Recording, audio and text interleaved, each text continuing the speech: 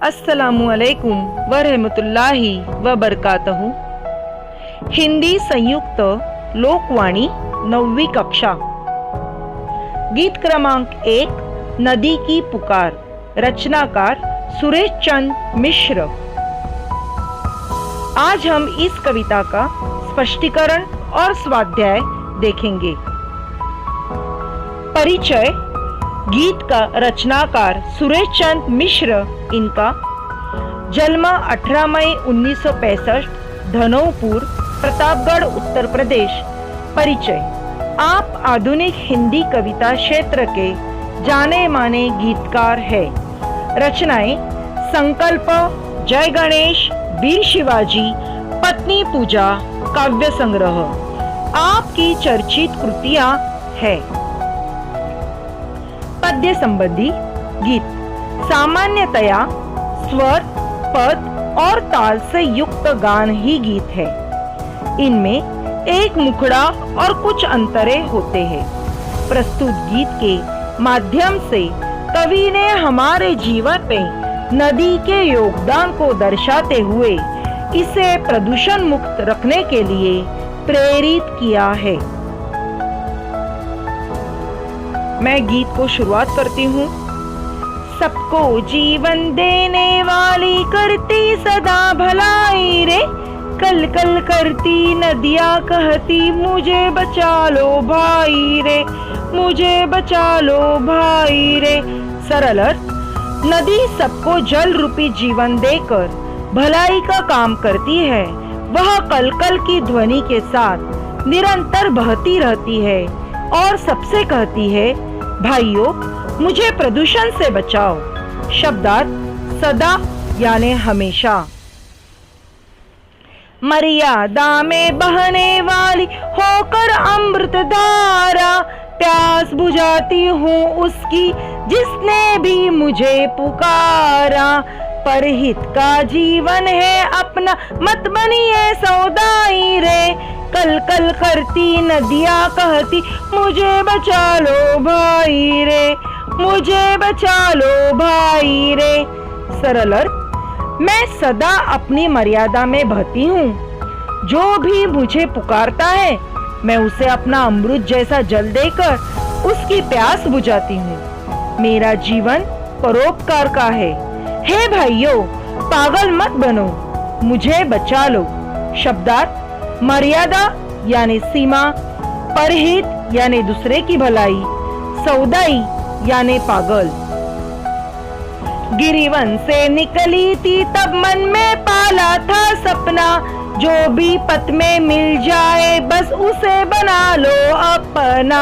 मगर मलिनता लोगों ने तो मुझ में डाल मिलाई रे, कल कल करती नदियाँ कहती मुझे बचा लो भाई रे, मुझे बचा लो भाई रे। सरल अर्थ: जब मैं पर्वत से नीचे उतरी, घने जंगलों में आई, तभी मैंने मन में संकल्प लिया था कि जो भी मुझे पथ में मिलेगा उसे मैं अपना बना लूंगी। परंतु लोग मेरे पानी में कूड़ा कचरा, गंदगी डालकर उसे मलिन करते रहते हैं। नदी कल कल की ध्वनि के साथ निरंतर बहती रहती है और सबसे कहती है, भाइयों मुझे प्रदूषण से बचाओ। शब्दार्थ: गिरिवन यानी पर्वतीय जंगल, पथ यानी रास्ता, मलिनता यानी गंदगी। नदिया के तट पर बैठो तो हरदम गीत सुनाती, सूखा पड़ जाए तो भी कितनों की प्यास बुझाती। बिना शुल्क जल दे देती है कितनी आई महंगाई रे, कल कल करती नदियाँ कहती मुझे बचा लो भाई रे, मुझे बचा लो भाई रे। सरल अर्थ: कवि कहते हैं कि नदी के तट पर बैठने पर बहुत अच्छा लगता है। नदी के बहने की आवाज कानों को गीत के समान लगती है। समय पर वर्षा न होने के कारण सूखा पड़ जाए तो भी नदी लोगों की प्यास बुझाती है। चाहे कितनी भी महंगाई हो, नदी बिना कोई शुल्क लिए सबको जल बांटती रहती है। नदी कलकल की ध्वनि के साथ निरंतर बहती रहती है और सबसे कहती है, भाइयों मुझे बचाओ। शब्दार्थ: तट, किनारा, हरदम यानी सदैव, शुल्क यानी फीस, जल यानी पानी। नदियाँ नहीं रहेगी तो सागर भी मुरझाएगा, मुझे बताओ नाला तब किससे मिलने जाएगा। हो हैया की धुन न दे कभी सुनाई रे, कल कल करती नदियाँ कहती मुझे बचा लो भाई रे, मुझे बचा लो भाई रे। सरल अर्थ: यदि नदी का अस्तित्व समाप्त हो जाएगा तो सागर में भी धीरे धीरे जल कम होता जाएगा। नदी नहीं रहेगी तो नालों का पानी भला कहाँ जाएगा। नदियों में अनेक नाविक अपनी नावें लेकर हो हैया की धुन के साथ एक स्थान से दूसरे स्थान को जाते हैं। नदी नहीं रहेगी तो यह मधुर धुन सुनाई नहीं देगी। नदी कलकल की ध्वनि के साथ निरंतर बहती रहती है और सबसे कहती है, भाइयों मुझे बचाओ। झरना बनकर मैंने नयनों को बांटी खुशहाली, सरिता बनकर के खेतों में फैलाई हरियाली, खारे सागर में मिलकर के मैंने दिया मिठाई रे, कल कल करती नदियाँ कहती मुझे बचा लो भाई रे, मुझे बचा लो भाई रे। सरल अर्थ: झरने के रूप में मैंने न जाने कितने लोगों की आंखों को प्रसन्नता दी, उसे खेतों को सिंचाई के लिए जल देकर हरियाली फैलाई। जब मैं सागर के खारे जल में मिलती हूँ तो उसे भी अपनी मिठास देती हूँ। नदी कलकल की ध्वनि के साथ निरंतर बहती रहती है और सबसे कहती है, भाइयों मुझे बचाओ। शब्दार्थ: नयन यानी आँख, सरिता यानी नदी। भाषिक कौशल्य: आसपास। जल के आसपास के क्षेत्र की स्वच्छता रखने हेतु आप क्या करते हैं बताइए। उत्तर: जल के आसपास का क्षेत्र स्वच्छ रखा जाए। किसी भी जल स्रोत में गंदा पानी, कूड़ा, करकट आदि नहीं डालना चाहिए। इसके अलावा जल स्रोत के तट पर कपड़े धोना, जानवरों को नहलाना, किनारों पर शौच क्रिया करना इत्यादि भी बुरी आदतें हैं। इन सभी कारणों से जल प्रदूषण फैलता है। अपने आस पड़ोस स्थित जल के स्रोत अथवा जल के आसपास के क्षेत्र की स्वच्छता के लिए मैं हमेशा प्रयत्नशील रहता हूँ। मेरे घर के पास एक छोटा सा तालाब है। मैं अपने तालाब में किसी भी प्रकार का कचरा नहीं डालता हूँ। इसके अलावा यदि कोई वहाँ गंदगी करता है तो मैं उसे भी स्वच्छता रखने के लिए प्रेरित करता हूँ। भाषिक कौशल्य: आसपास। जल के आसपास के क्षेत्र की स्वच्छता रखने हेतु आप क्या करते हैं बताइए। उत्तर: जल के आसपास का क्षेत्र स्वच्छ रखा जाए। किसी भी जल स्रोत में गंदा पानी, कूड़ा, करकट आदि नहीं डालना चाहिए। इसके अलावा जल स्रोत के तट पर कपड़े धोना, जानवरों को नहलाना, किनारों पर शौच क्रिया करना इत्यादि भी बुरी आदतें हैं। इन सभी कारणों से जल प्रदूषण फैलता है। अपने आस पड़ोस स्थित जल के स्रोत अथवा जल के आसपास के क्षेत्र की स्वच्छता के लिए मैं हमेशा प्रयत्नशील रहता हूँ। मेरे घर के पास एक छोटा सा तालाब है। मैं अपने तालाब में किसी भी प्रकार का कचरा नहीं डालता हूँ। इसके अलावा यदि कोई वहाँ गंदगी करता है तो मैं उसे भी स्वच्छता रखने के लिए प्रेरित करता हूँ। पाठ के आंगन में उत्तर लिखिए।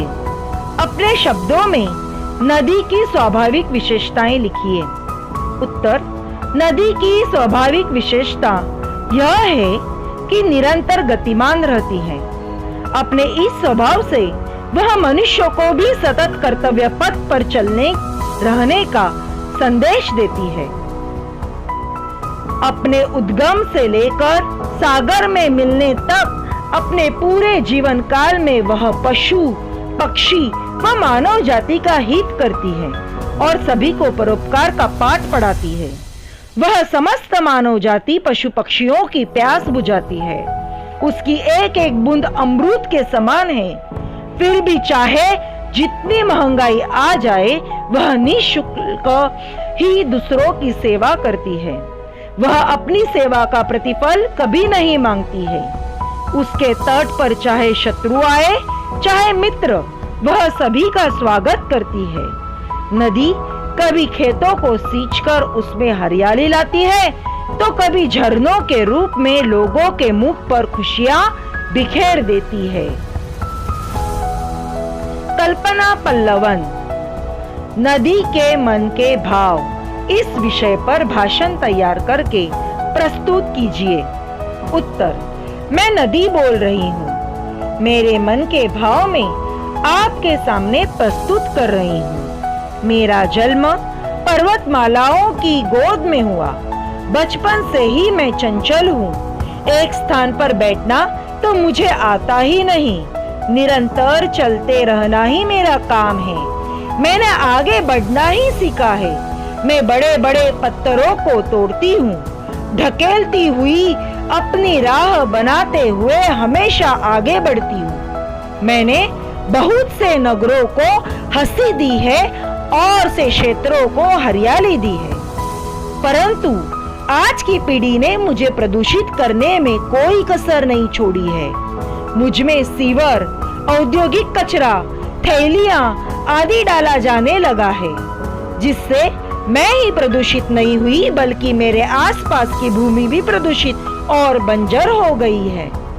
मुझे प्रदूषण रहित करने के लिए सरकार को कठोर कानून बनाने होंगे तथा मेरे किनारों के नजदीक कोई भी निर्माण तथा बस्ती न हो, इसका ध्यान देना होगा। मुझ में सीवर व औद्योगिक गंदगी के निस्सरण को एक दंडनीय अपराध माना जाए और कानून का उल्लंघन करने वालों को कठोर दंड दिया जाए।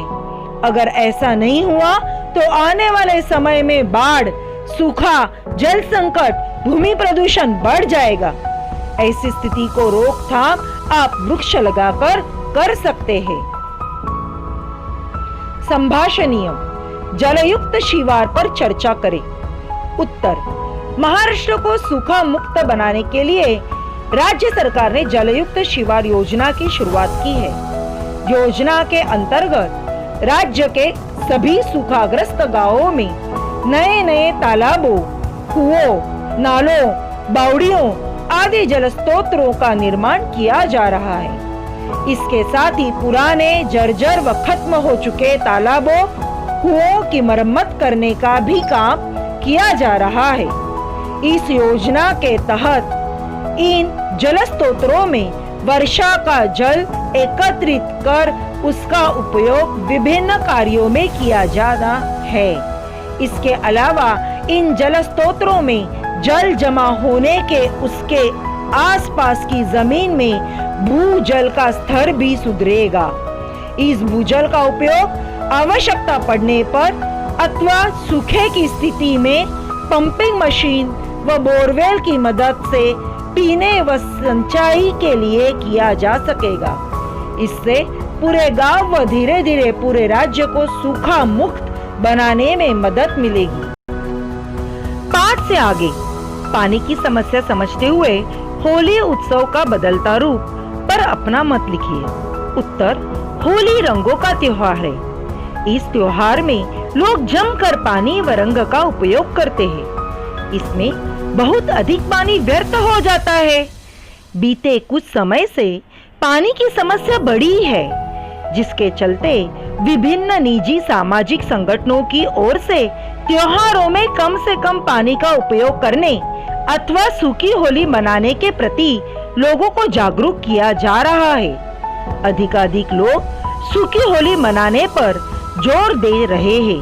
केमिकल युक्त रंगों के बजाय हर्बल रंगों का उपयोग किया जा रहा है। एक दूसरे पर पानी फेंकने के बजाय पानी के टैंक बनाकर उसमें एक होली खेली जा रही है। इन सभी उपायों व जागरूकता के चलते पानी की बर्बादी कम हुई है और होली त्योहार का बदलता रूप आज हम देख सकते हैं। आकृति पूर्ण कीजिए। नदी नहीं रही तो। जवाब, सागर मुरझा जाएगा, नाले को मंजिल नहीं मिलेगी। संजाल पूर्ण कीजिए। कविता में प्रयुक्त प्राकृतिक संपदा। जवाब, सागर, झरना, नदियां, हरियाली। भाषा बिंदु। निम्न शब्दों के पर्यायवाची शब्द लिखिए। पर्यायवाची यानी समानार्थी शब्द। नदी। जवाब, सरिता, तटिनी, तरंगिणी। आकाश। जवाब, गगन, नभ, अंबर। पथ। जवाब, रास्ता, मार्ग, राह।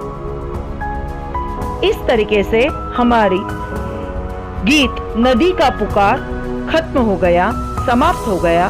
धन्यवाद।